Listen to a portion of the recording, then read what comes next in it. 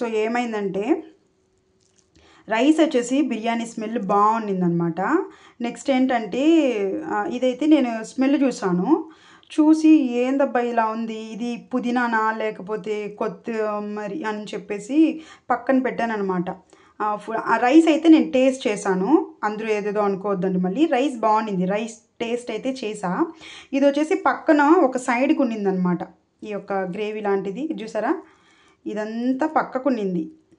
ఏందా అని చూసాను, తీరా స్మెల్ చూసాను, అబ్బా బిర్యానీ స్మెల్ వస్తుంది కదా, ఈ పుదీనా కొత్తిమీర కరివేపాకు జింజర్ గార్లిక్ పేస్ట్ స్మెల్ వస్తుంది కదా, ఏందేని చూసాను. ఇలా చూపిస్తుంటే కూడా ఏదో లా ఉంది, కాకపోతే ఏం చేయలేము, చూపించాలా.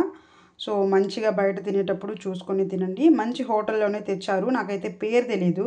యాక్చువల్లీ ఇది వేరే వాళ్ళకి వెళ్ళాల్సింది, బై మిస్టేక్ మా ఇంటికి వచ్చిందనమాట ఇది. సో దట్ మీరు బయట ఎక్కడికన్నా వెళ్ళి తినేటప్పుడు చూసి జాగ్రత్తగా తినండి. మ్యాక్సిమం నా ఛానల్ చూస్తే మీకు తెలుస్తుంది, నేను అన్నీ ఇంట్లోనే చేస్తాను. తెచ్చుకున్నప్పుడు ఇంత టైం అయితే నాకు తెలీదు ఇలా జరుగుతుందనేసి, బయట వినడం తప్ప. సో మీరేం చేస్తారంటే మంచిగా చూసుకొని తినండి. ఓకేనా ఫ్రెండ్స్. యాక్చువల్లీ ఈ వీడియో ఎందుకు చేస్తున్నానంటే, నేను ఒకరిని అడిగాను అనమాట, నువ్వు సరిగా చూడు, స్మెల్ చూడు, అలా ఎలా ఉంటుంది అని చెప్పేసి చాలా రకాలుగా నన్ను ఒప్పించేదానికి ట్రై అయితే చేశారు. సో నేనన్నాను 36 సంవత్సరాలు అవుతుంది, ఐఎమ్ 36 ఇయర్స్ ఓల్డ్ అని చెప్పానమాట.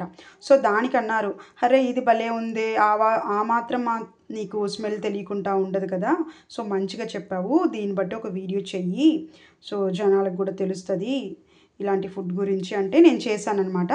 సో దట్ మీకు నచ్చితే లైక్ షేర్ కమెంట్ చేయండి, ఖచ్చితంగా ఈ వీడియో అయితే షేర్ చేయండి.